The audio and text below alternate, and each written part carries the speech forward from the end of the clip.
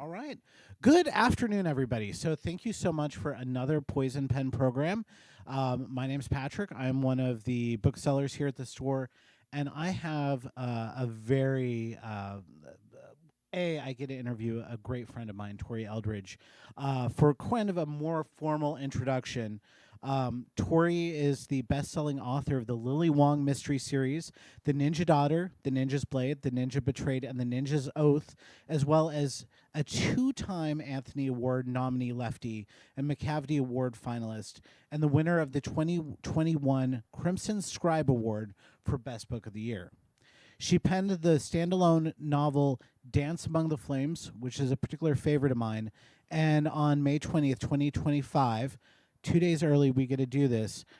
We are introducing you all to her new protagonist, Ranger Makalani Pahukla, right?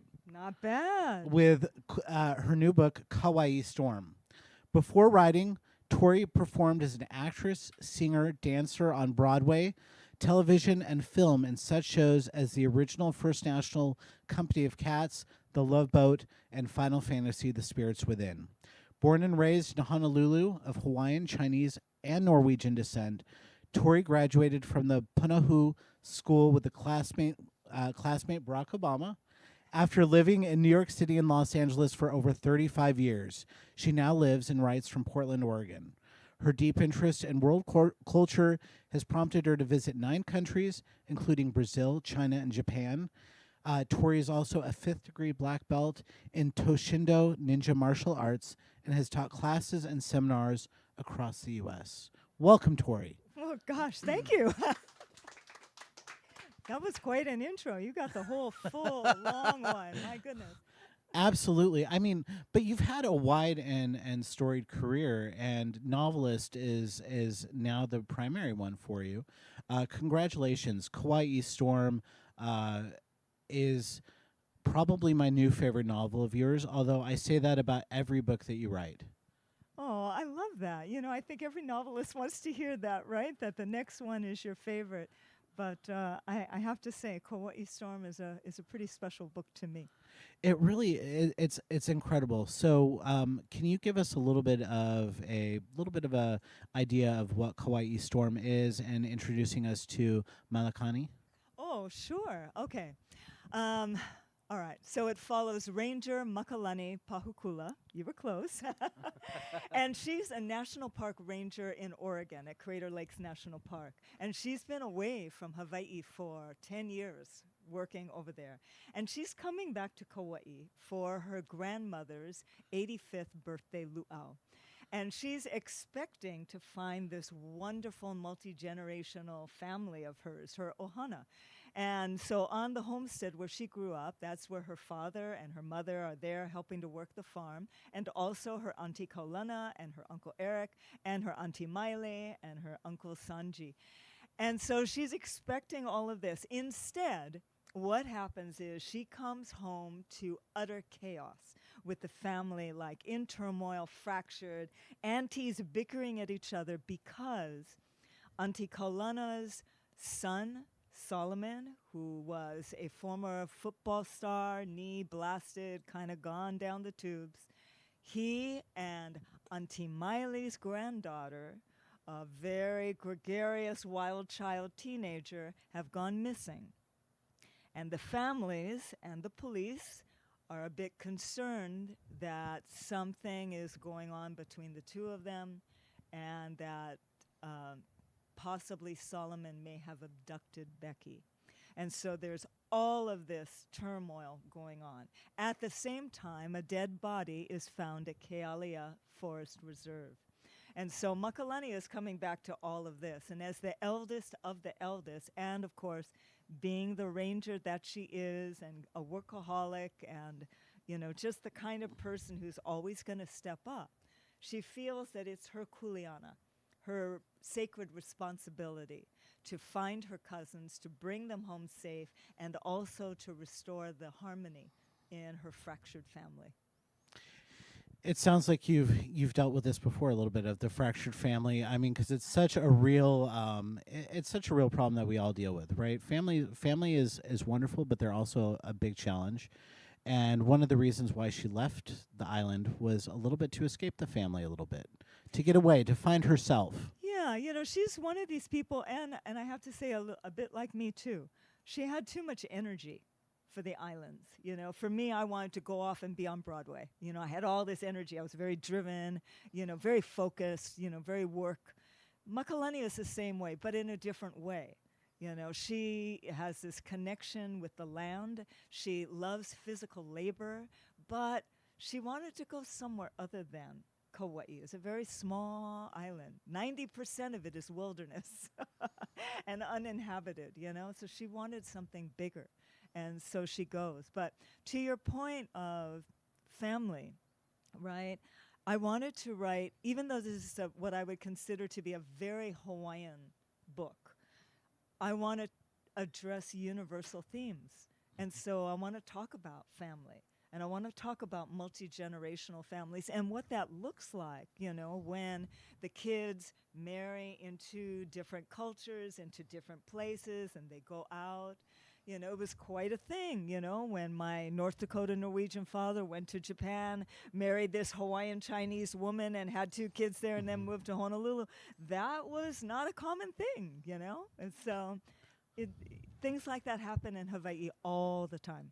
Absolutely, and it's one of those things too where it's you talk a little bit about the challenges of being Hapa, for instance, or not fully Hawaiian, and some of the challenges that go on with being able to own a certain amount of land associated with the native people, for instance. I mean, there are some very specific laws based off of the bloodlines. Yeah, so for me, as a Kanaka Maoli, as a native Hawaiian, to write a story set in Hawaii, it had to be more than a super fun mystery thriller set in paradise, really capturing the culture and all of that. I've read wonderful books like that, written by many of my friends. But for me to do it, I really had to write something that was going to talk about and speak to what Native Hawaiians are going through in Hawaii today in a way that would make me feel like I was authentically addressing that, and that would make,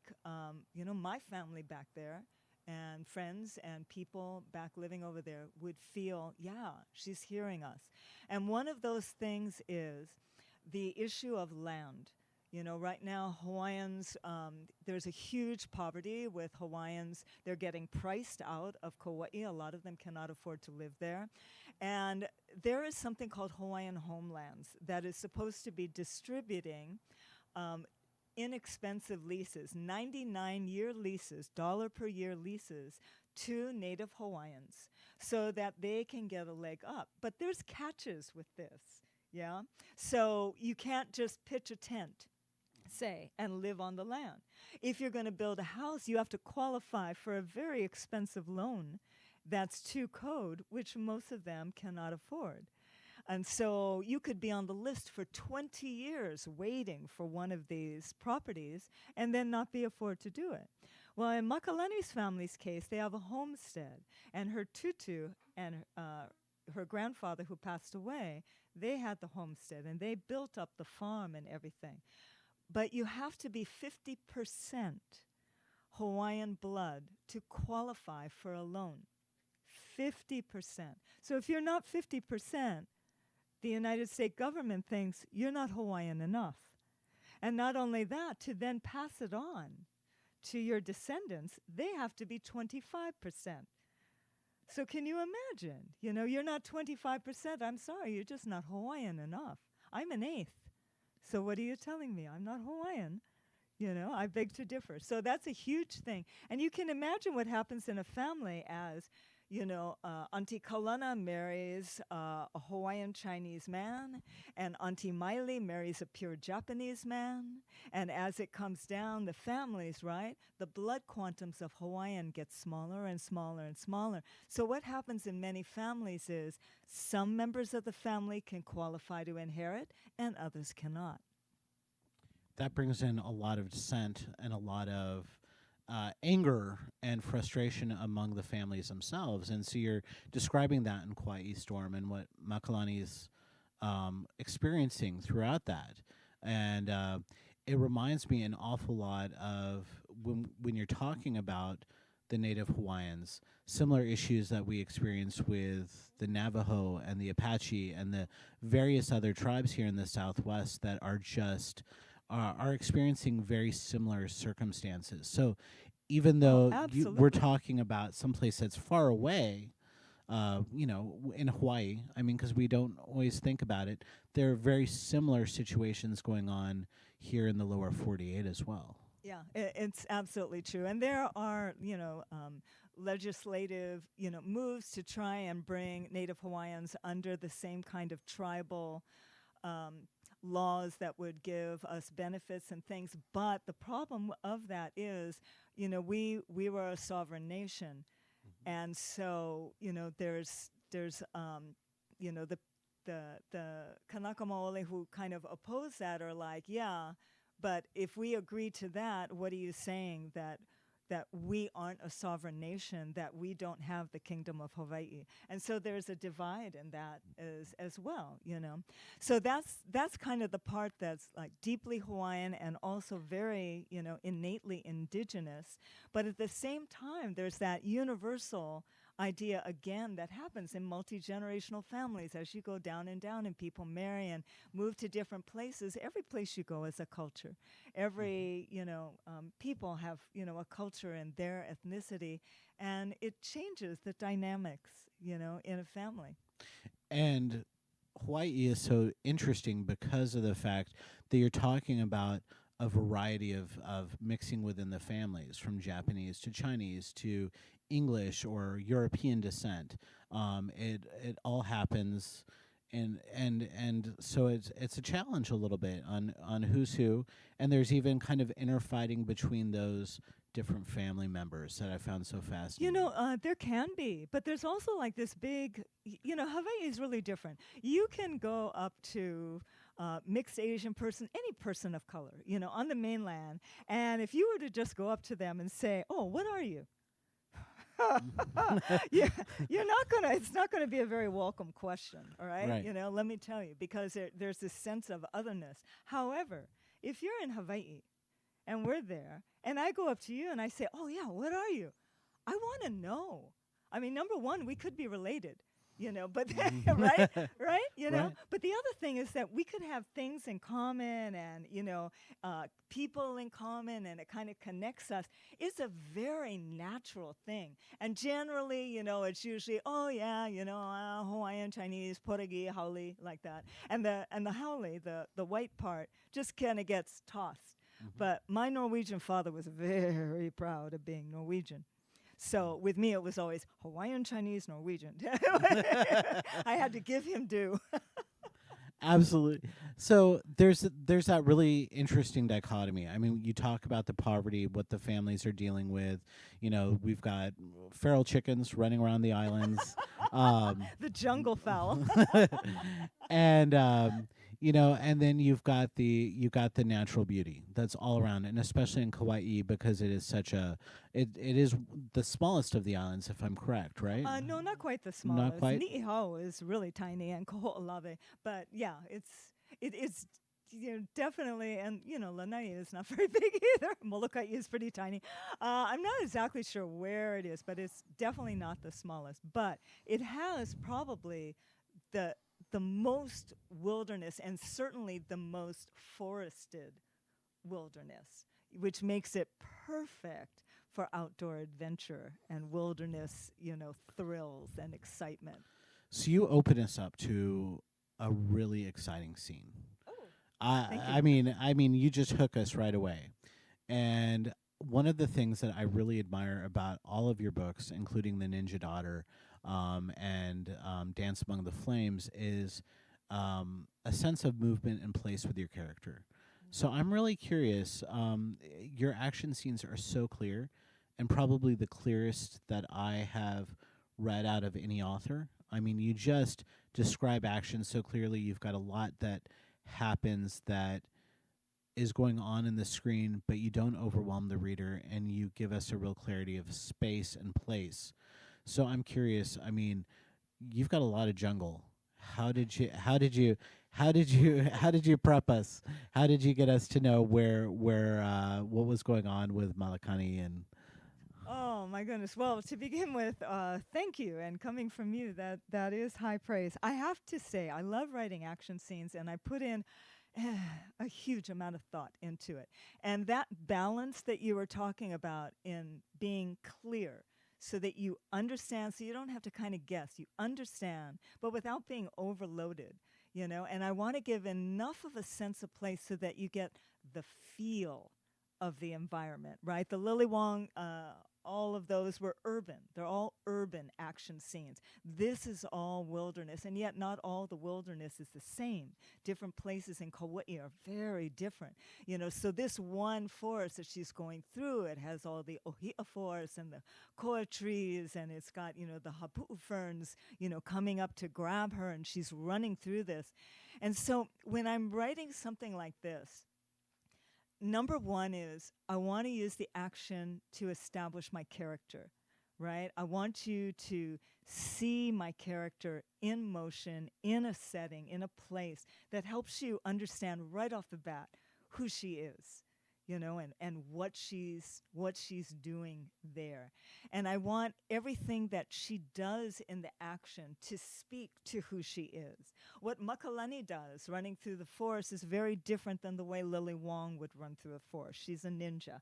This is a 6-foot Hawaiian ranger. It's very different women, very different women. And so when I'm doing all of that, that's what I'm looking for. you feel her size, and she's like, if I were only smaller, if I were only like her mother, in terms of being smaller. But clearly, she's used to physical activity, but she's heavier. She's got a heavier feel, and you can actually feel that within Kaua'i Storm versus Lily, who tends to be a little bit lighter, lither, more of a dancer maybe, whereas Makalani is more of a force. See, I love that you feel that because that was really, really important to me. Makalani's father, Kavika, is a formidable Hawaiian man. And she's like that. And her tutu is also 6 foot, like chiefess with this beautiful, I love that beautiful silver gray Hawaiian hair, right? That's like her grandmother. And yet her mother, who is also a little bit Hawaiian and Chinese, more haole, is graceful and lithe and all of this. And so as Makalani is charging through, saving her life, and these men are coming after her. And you're right, she's thinking, if I were more graceful like my mama. And then she's like, but who am I kidding? I wouldn't be in this mess, Yeah, she wouldn't have gotten herself involved, and you immediately establish that within the first chapter of who she is and why she is. And Lily, the same way that you always use that action to bring forward that character. I think that that's different from where a lot of authors use action. Usually, they're using it to entertain, not always to establish character. They've established character before, but you manage to do both, and I find that really fascinating. Oh, thanks. Is that from? Do you think that is that from being an actress? You think a little bit? I think it could have a lot to do with acting. Certainly the experience as an actor on Broadway, television, film, all of that, right? Any kind of acting. I was always embodying the character. I was the character. That's what I did. So when I'm writing, I kind of feel like the same thing, and I talk to myself loudly. And so when I'm writing, I'm also talking to myself loudly. And then when I do the dialogue, I'm doing the voices, And so all of these things, because I was also a singer, and so there's something about language that is very musical for me. There's a musicality to it. I'm visual, so I want to see it. I have to see it, but I have to hear it. I have to, hear the beauty of that and what I'm hearing. I've completely forgotten your question. No, that's okay. That's fine, because that actually leads to another question too that I have. But in terms of being an actress, where it establishes the idea of action and character together, and bringing that together. Oh Yeah, that's right. Yeah, I started writing in screenplays, and everything is very condensed. It's very, efficient in a screenplay. It's only 120 pages at less these days. And so I like that sense of economy. So when I'm writing a chapter, or when I'm writing a paragraph, or sometimes even when I'm writing a sentence, I want more than one objective. Like let's take a chapter. It has to be more than introducing a character, or it has to be more than setting up a location. It has to be more than a fight scene. Even a fight scene has to tell you more about the characters. I want you to feel it from a point of view character so that you feel the emotions of being in that fight scene, and you're feeling it with the window of discovery of that particular character, right? So I want to entertain you, I want to thrill you, I want to excite you, but I want you to know more about the character, and I want you to feel. And all of that has to be in a setting. With Lily Wong as a ninja, we use everything around us to fight. So where we are in a fight is hugely important. With Makalani in Kaua'i Storm, same thing. Is she on a river? Is she near a waterfall? Is she in a swamp? Is she, on a cliff? Or, wherever you are, on a beach. What is that chase scene? What is that fight scene? What is that search and rescue going to be like? It's all going to be entwined, right, with the sand and the ferns and the smell of the bark and the insects, and those things are very visceral to me. You were talking about language earlier, sounding like music, and Hawaiian language is very musical in a lot of ways, and a lot of breaks, things like that. You introduce us to a lot of terms, Hawaiian terms that, for me, I was not really familiar with, and thank goodness you had a glossary in the back, so I was able to read through and kind of translate here and there. But I think that was really an important part of your story, not only because it added flavor and authenticity, but it also I thought was a learning opportunity to understand culture, and I think it's really important to understand culture through language. Oh, I'm so glad. Somebody asked me if there was pushback, if I got any pushback from agents or editors or publishers for putting so much Olelo Hawaii into my novel, and I said no. Everybody was completely on board. When I put in, we're in a kind of a second renaissance in Hawaii where we're trying to bring back the native language. At one point, we used to be one of the most literate sovereign nations in the world.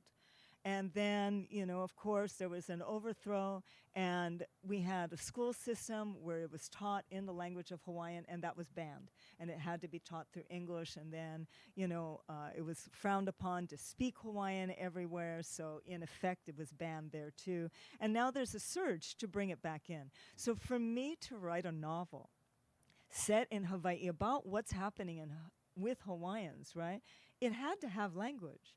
The language had to be there. So my goal was to make it contextual. So if there was a word or a phrase that you could tell by the way it sat in the paragraph, in the sentence, what was happening in the action, you would get an idea, oh yeah, I know what they mean by that. I know what they mean by that, So I greeted somebody, oh, velina mai, akako. So, welcome. So if I put it into a situation where it makes sense, where people are coming to help, and, Papa says, oh, yeah, mahalo for your kukua. That's his help. He's thanking you for help, because I've just set it up that people are coming in to help. And it sort of shows how much when we take away language, we're taking away culture. And that's why in Phoenix we've got Indian School Road. We had the original Indian school that we would pull, the natives from and teach, and we would take away their language. Yeah. We would take them away from their family. We took away their culture. Yeah. And now I hope that there is a certain level of renaissance with that as well. I don't know if I could speak to that, but I mean, it's nice to know that that's happening in Hawaii. Yeah, very, very much so. And when I wrote this, I never put any of the Hawaiian words in italics. I don't put foreign words in italics. I find that othering. What I do put is every now and again I define a word or I define a phrase. Especially if there's an olelo noi au, a proverb.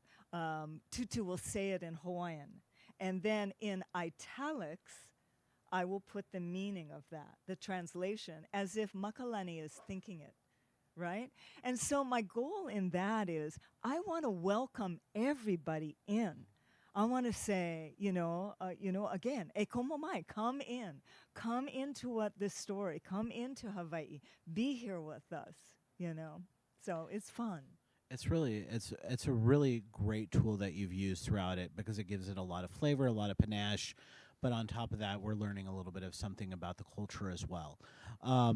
What did you do to prepare yourself to write Kaua'i Storm? Oh, goodness. Okay, so first thing I did was I picked up a phone and talked to somebody, a classmate from Punahou, that I wasn't even that close with, but she was, a lot more Hawaiian than I am, and she grew up in Kauai, and she's like, very into, very supportive and activism and all of that. And fortunately, she was willing to talk to me for hours. Because she was passionate, right? And telling me what was going on. And I took furious notes. And then, of course, I scanned the internet to research all the things that she was talking about. And then I called more people. And then I took what they said and I researched all of that. I had to do a lot of research. And then my sister, Vani Breno Cameron, look her up. She's a painter, beautiful painter. She did a whole portrait series of our kupuna, our elders in Molokai. So my family started on the Big Island, Hawaii Island, went to Molokai, went to Maui, went to Oahu. That's kind of my, family line, right? So my sister went back to Molokai and she did this whole beautiful painting series and then gifted them all these beautiful portraits. But one of the people there who really connected her with it was a teacher. And she was a kumu, a teacher of Olelo Hawaii. And she taught the native Hawaiian language online. So what did I do? I took a 3-hour intensive with her.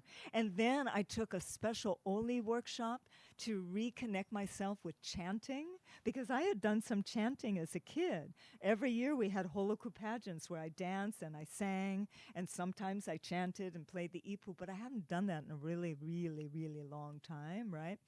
And although I sang in choirs and we sang a lot in Olelo Hawaii, I only knew like key words to help me understand, what we were singing about or what I was dancing to, not the construct of it.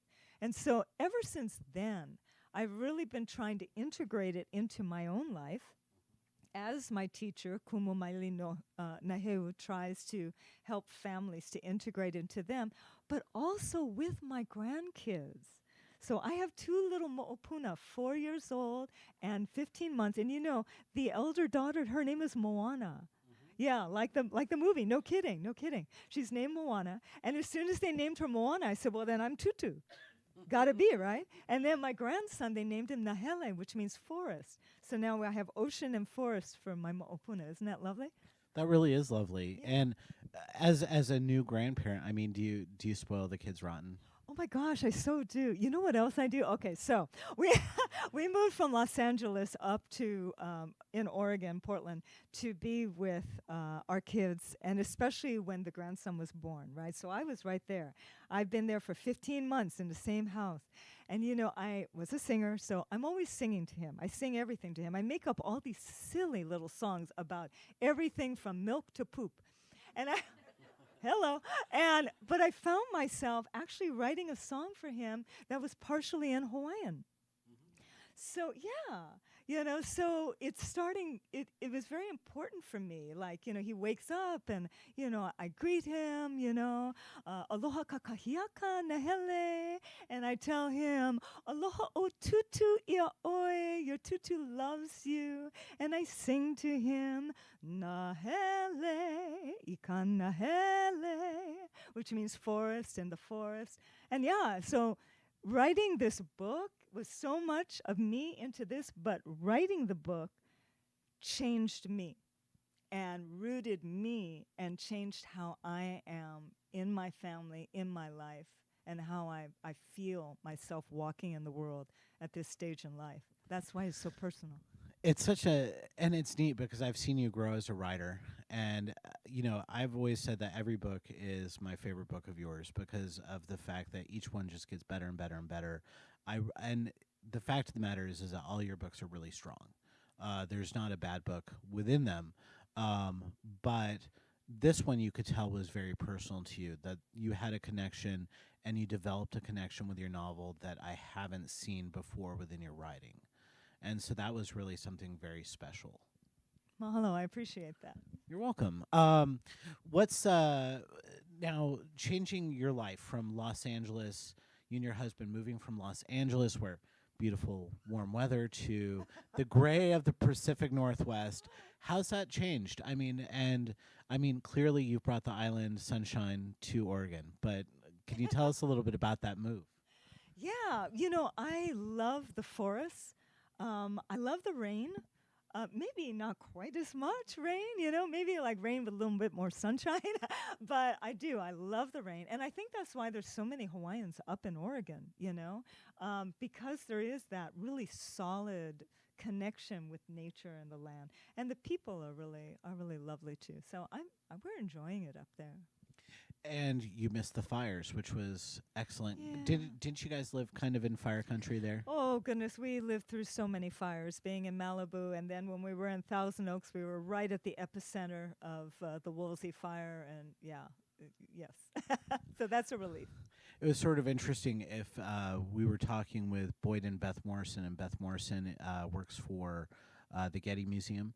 So it was really interesting to end up. So if anybody's interested in those Los Angeles fires, it was really interesting to get her perspective on how they saved and kept the Getty from burning down. Yeah, that was a wonderful thing. And unfortunately, my one of my sisters lived very close to the Getty, and they lost their house. So. Yeah, I mean, it's just, and it's strange to think because I would drive down, you drive down the canyon there, and it seems fairly modern and lots of houses and things like that.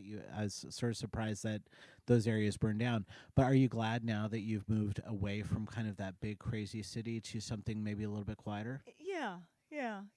I mean, we always kind of lived outside the city, and when we were in Thousand Oaks, we were very near the wilderness, the open space, they call it. So I could get out into open space. But it's important for me to get away from people and cars and streets. I want to be surrounded by trees. I want to be surrounded by, leaves and sunshine and the breeze and flowers. And so that's an important thing to me. So I've got to ask, when you were writing these action scenes and really getting into the jungle of Kauai, were you out? Did you take yourself to Kauai and really get in there and get into the jungle and have somebody take you around? Yeah, I don't know if I want to answer this. I think maybe I just want it to be like in your head and everything. Kauai has always been my favorite island. I was there as a kid, and then I was there more recently to this book because our eldest son was married there. And so it was very fresh in my mind. And I did some, hiking up into Kokee State Park. That's over, Kauai is one of these places where you can't go all the way around, So you can go from the northwest all the way over to the east and around and up, but you run into the Nepali cliffs, and so that you can't go over. And you also can't go straight across. So, I did go all the way around, and I've done my share of that. But the places that Makalani goes, Waimea River, yeah. Trail up Uluvehi Falls, yeah. Pihea Trail, yeah. But some of these other places, they're really deep, So that, I do a lot of research on YouTube videos so that I can watch. There's a wild pig hunt in here. You want to know how many videos of wild pig hunts I watch? Oh my gosh. I mean, not just the hunts, all the aftermath of the hunts. Oh yeah, I watched so many. I feel like I could probably field dress, a pig at this point, So anytime I'm doing that, it's like I don't just watch one video, I watch a dozen. So that I can figure out how do I want my characters doing this. That makes me think of your character Kay in Kaua'i Storm because of the fact that she is the opposite in a lot of ways of what Makalani is. She's married. She's married into money. She's sort of separated herself from her own Hawaiian culture, and there was a very interesting discussion that she has with her husband Justin about kind of the disgust in terms of how they the people eat and doing the wild hunt and where they eat and how they cook the meat and things like that. Um, is that a little side of you that kind of the little judgmental part or something that you've seen among other Hawaiians? It's really interesting. I think there is a little bit. This is probably true of all authors. There's a little bit of me in every character, right? Because I'm relating to them. I've got to love my characters. I've got to understand them. And Kay Ornelas, she's, what is she? She's 83, okay? And Tutu, Ka'ahumanu, that's Makalani's grandmother, she's 85. And they grew up together. And of course, Ka'ahumanu, Tutu means grandmother. She's right there on a homestead. She's out there in the kalo patch digging up, what you call taro and all of that, right? She's really entrenched in there. She's the keeper of the traditions and the culture. Kay, on the other hand, had a different path with her mother and her father and living in a homestead that was like really poverty stricken, and she got the opposite action. Have you ever had like a family member, two people grow up in the same family, they have completely different experiences of what it was like growing up in that family? Brother and sister, sisters and sisters, whatever. It's almost like they didn't have the same parents. The perspective of what they went through is that very different. Very true between Ka'ahumanu and Kay. She went off to Honolulu.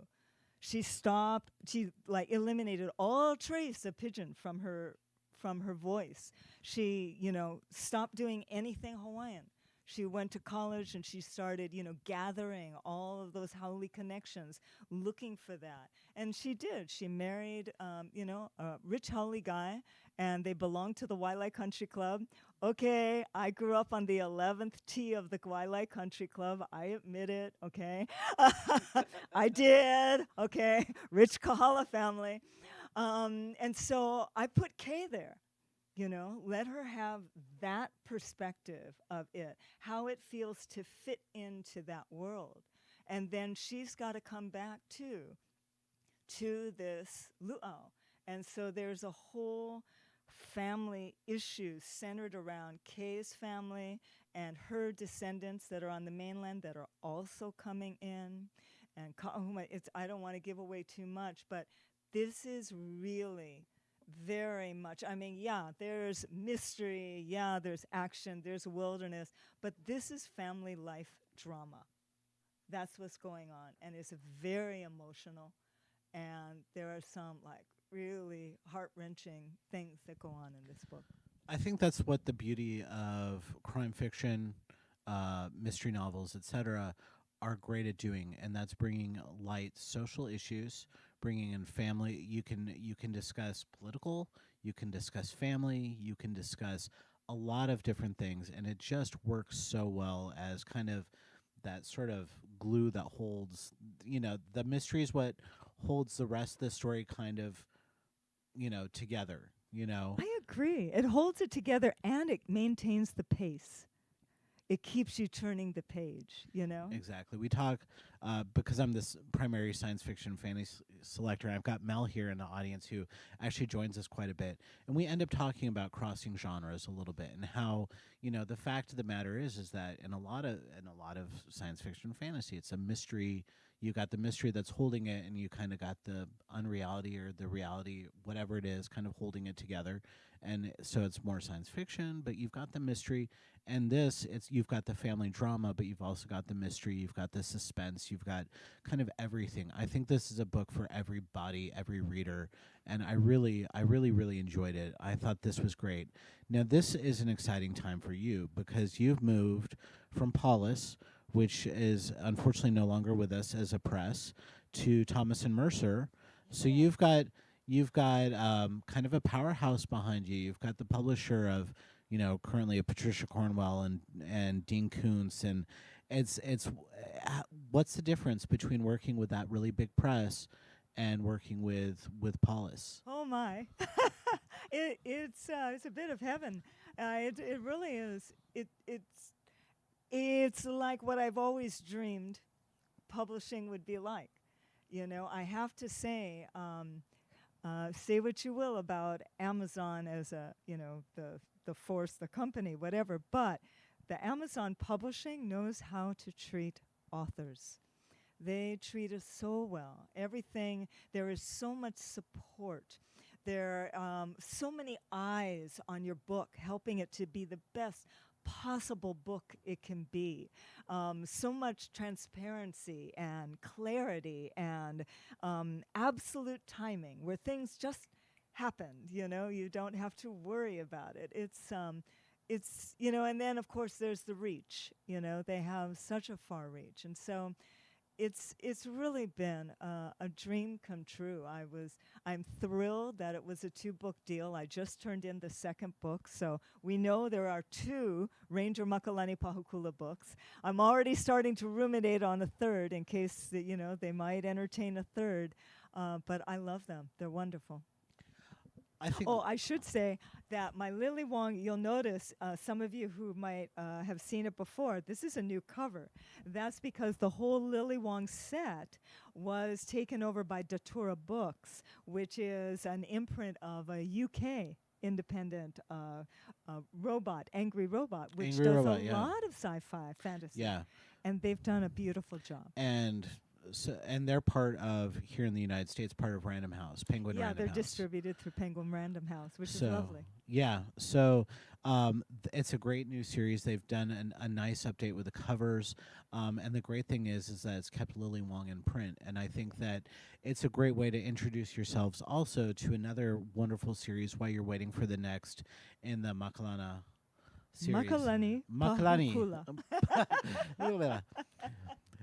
Say that 20. You know why I named her Makalani Pahukula? Usually, when I'm thinking up a character, there's usually all of this stuff with meaning and research and everything. Her name just popped into my head. I just liked saying it.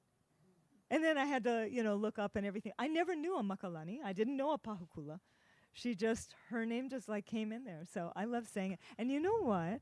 I was hired to narrate my own audiobook. Oh, nice. So I got to say all of those things, and it was a lovely experience. Well, and as an actress, I think that, not every writer can read or should read their own book. Yeah. Audiobook publishers, they kind of frown on it usually. It's hard. There's a few that can get away. The only 2 that I know of are you and Mary Robinette Cole, who can read their own books and should read their own books. Well, I had to submit a narration sample. I had to audition for this gig. I was sweating it out a little bit. I practiced. I ran it by 3 different audiobook narrating friends. I practiced some more. I ran it through them again, practiced some more, got it tight, put it out there, and then I was like, been a long time since I've been waiting to hear about a gig. And I had to tell myself, Tori, you're the author. Mm-hmm. You should be wanting whatever is best for your book. Exactly. But I still wanted the gig. So any Q&A from the audience? Anybody have any questions for Tori? Yes, Christina. Okay, first, thank you, because you are so good at this. I was here for her last Lily Wong, and I could tell that you truly admire her work, and it really shows. So thank you for being so good at hosting. Oh, thank you. I appreciate that. I second that. I love it when Patrick's doing the interviews. Why is Kauai, and I apologize if I missed this because I was in the back taking photos, but why is Kauai your favorite? Oh, it's so beautiful. It's one of the wettest, greenest places in the world, but it certainly is the most tropical, lush island of, the Hawaiian chain. And I think that was something that was always so special. It was introduced to me with my best friend in 6th grade. And her dad was Hawaiian Chinese. Her mom was Haole. And my friend, so she had more Hawaiian than me, and she had blonde hair and freckles. So go figure, right? But he loved to sail, so he took us and we sailed to Kauai and we hung out, in Hanalei Bay on the boat. And that was my introduction to Hanalei. And there's a scene with a shark encounter in here. And part of that was because my friend Kathy and I had a shark encounter in Hanalei Bay. And I was like, I need a shark encounter. That is one of my favorite scenes in the book, by the way. That Oh, was yeah? that was such a, and I'm glad you mentioned that because you talk a little bit about the ancestors and a little bit. You're able to bring in some belief and cultural beliefs, and that shark encounter just has a particularly. I don't want to spoil it, but just has a particularly important meaning. Oh, thank you. To me as well.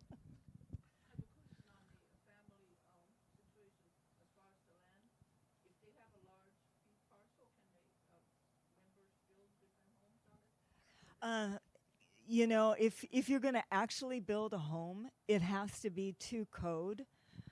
So all of that is very regulated, and it also means that you have to be able to,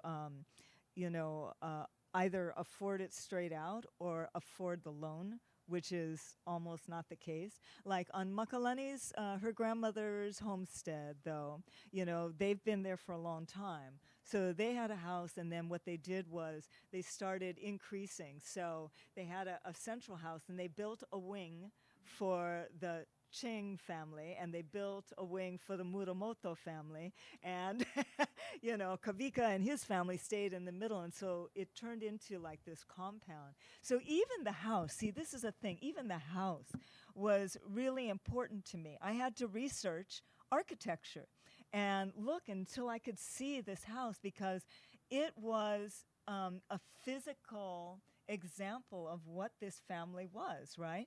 They all started in here, and then you have the Muramoto, wing on the Makai side, the ocean side, and you have the Chang wing on the Mauka side, the mountain side, and it just kind of shows you this opposing side, and Kavika and his tutu, he's the eldest son, they're right in the middle, and they're the ones keeping the Hawaiian traditions. They're the ones who are working the land, and they're in the center of this. And so even the housing kind of reflects that. Well, so the land itself is the Hawaiian part. So, for Tutu, when she got it because of the 50% Hawaiian. So as long as she's alive, then that's that. But if she's got to pass it down, right, so then it can go to her kids, but then who after that? Only this side, but not that side, But exactly. There's a whole lot of intrigue that centers around that. Funny enough, we put there's a whole genealogy at the beginning of the book. And it's really important. I went back to it a few times just because it helped get an idea of who was living where and, the different wings, but it also gives you a sense of how diverse a Hawaiian family can be. Yeah, and I wanted to show the scope, So the genealogy starts with Tutu's parents, and she is one of 10 children, but she is one of 13 births. So, they're all kind of listed there in the genealogy, and then the ones who are alive and those who had children, and as it comes down, I really wanted to get a sense of this vast multi-generational family. Because when I go back, in my genealogy, oh my gosh, all the women, like 13 kids, 11 kids, God bless them. I only had two. Two are more than enough. That sounds exhausting. I'm sorry. Any other questions? Yes, Mel. Is the dead body related to the family? I'm not going to answer that. The dead body is central to the mystery. But that's all I can say. Yes, absolutely. You Yes. know, yeah. I think that's part of it is this concern because we don't know. There are concerns. I can say that. There Yeah. are concerns. I just won't answer your concerns. Absolutely. Sir, did you have a question back there? I thought you might have raised your hand. No. Okay, sorry about that. Yes, Christina. This will be my last one, I promise. No. So last time I was here, and you talked to Tori about how she writes her action scenes, and Tori actually acts them out.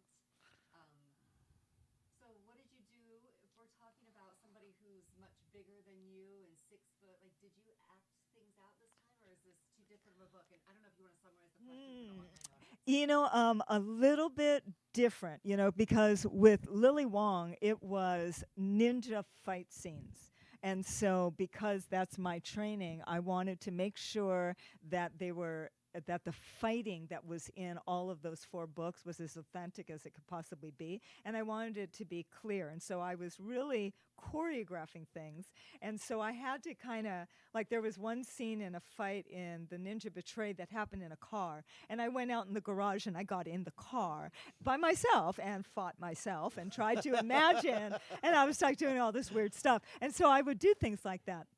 I didn't have to do that with Makalani. It was a different kind of fighting, a different kind of adventure. So my imagination and the visuals, pulling up pictures and videos and, those kinds of things. And then just imagining the situation, a mountain of mud, coming down at you, and then researching how one deals with that, any of those things. A lot of research and a lot of imagination, but not as much acting out. I was hoping you were going to say that you would, because I was just picturing you. I was just picturing you jumping through the forest, right, or like just diving down behind a tree or something like that, just to get the court. Crawling through the ferns. Yeah, no. But you know what I did? Your husband comes home. There's all these ferns, and you're just like, I'm writing a scene.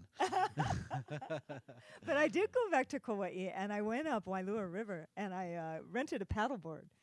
I was on my way to a hip replacement, so I couldn't do a kayak. That was out of the question. But I could do a paddleboard. Isn't that funny? So I'm paddleboarding up the Wailua River, and that was amazing. And to make sure that I went on those trails, and I went, through, and to look where she goes. But then she goes places that I can't go, that nobody's allowed to go. So a lot of that, stems from my imagination, pulled from research. Ian, you have some online questions, don't you? Are any of the characters based on your own family members? Interesting. No. However, aspects of them are inspired by people that I know.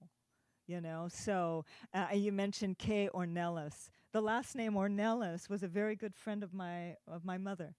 And so I pulled that in. They also lived near the Waialae Golf Course, and putting them there. I know that culture. I know how that is. I have friends who are,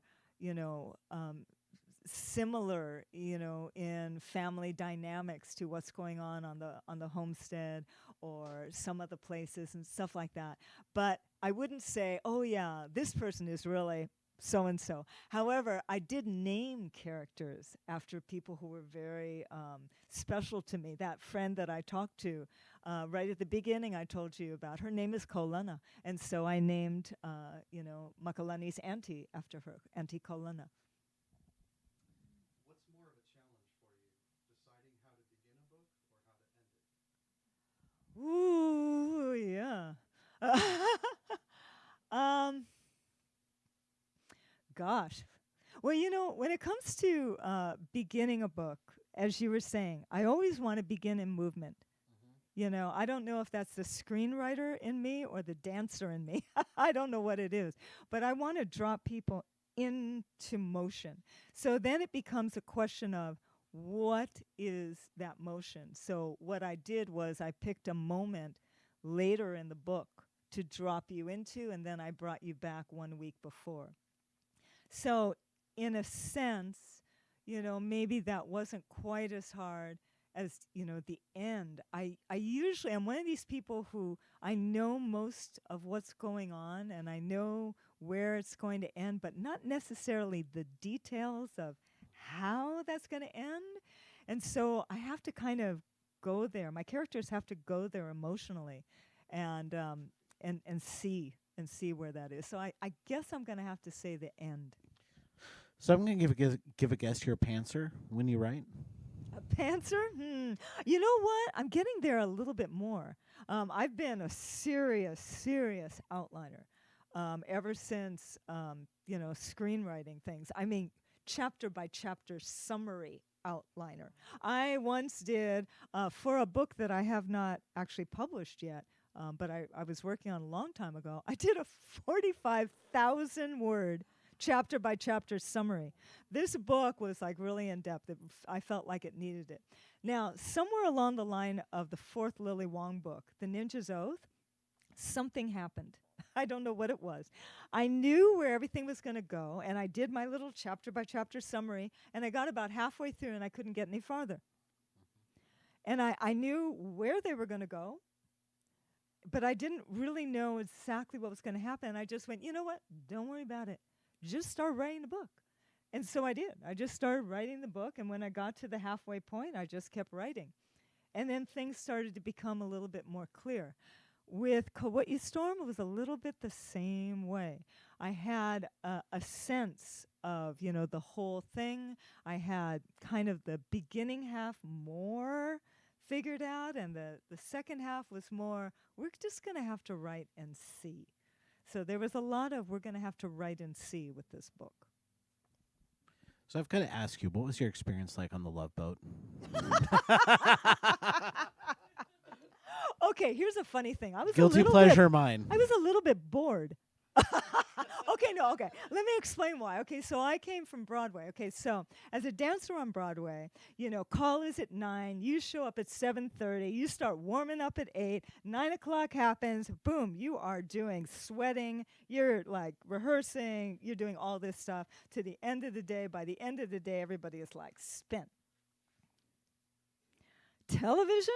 Okay, so call time is at, if it's rehearsal day, maybe 9, maybe 10, people rolling in around 11. There's craft service over here. You're like, we were the resident act on the Love Boat Mermaids.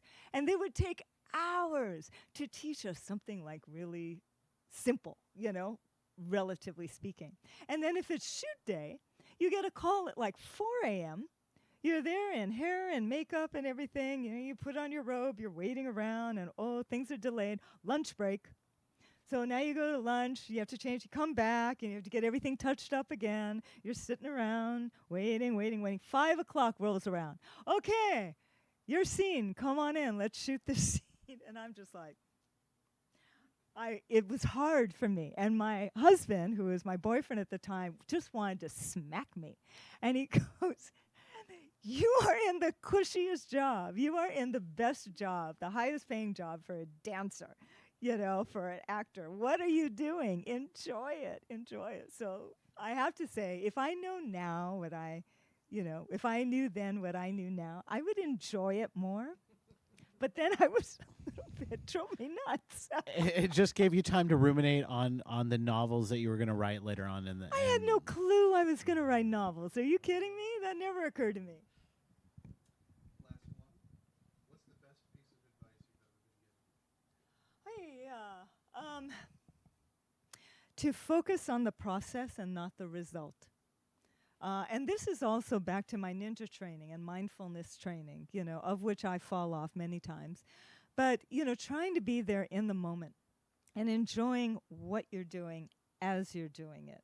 And, before I got my first novel published, when I was just working on that manuscript, there was no deadline. There wasn't even a, will this get published, right? So you have to enjoy what you're doing. Otherwise, why would you be doing it? And so then the trick is when you do get published, and now you are on a deadline, now it's a book every year, can you maintain that?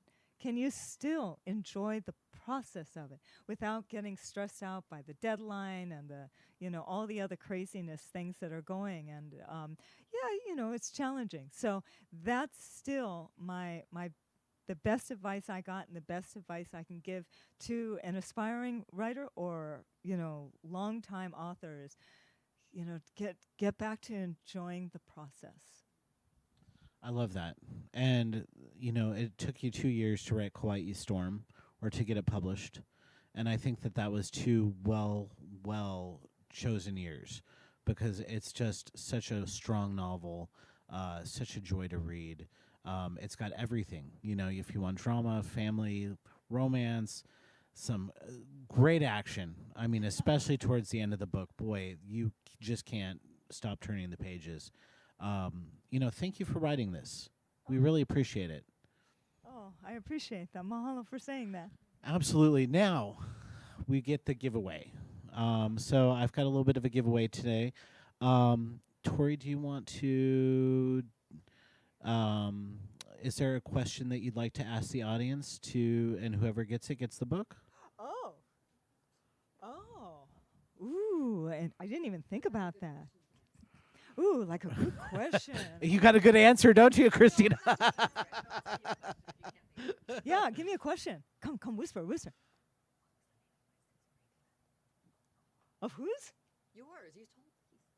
Oh, that's a very good question. Ooh, she's smart. Okay, so if you were paying attention to what I was saying, all right, what was the name of that great friend who I called and named a character after? I said her name many times today. Yeah. Oh, so close. What was that? Kalani, almost. See, it's hard, right? Because it's Hawaiian. What about the Ko, friend with the what was that? You girls know. I think you do. Go for it.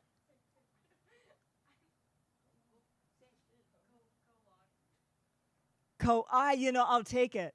Close enough. Kolana. All right. So Colon. I hope that we're not completely. I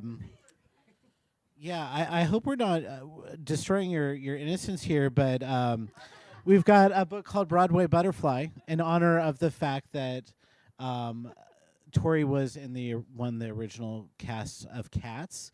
It's about the lady gangster of Jazz Age New York. So you get the book. You might want to pass it on to your mom. Oh, excellent. Yeah, absolutely. Nothing better than making sure that not only is she part of Broadway, but she also becomes a Jazz Age gangster. So excellent. And to our online friends, thank you so much for watching us today. We look forward to seeing you later this week. And for those of you who are here and you've got a book signed, I'm sure Tori is more than glad to sign her life away. And thank you all for joining us. And have a great afternoon. Thank you. All right. Mahalo nui loa. Thanks for joining us.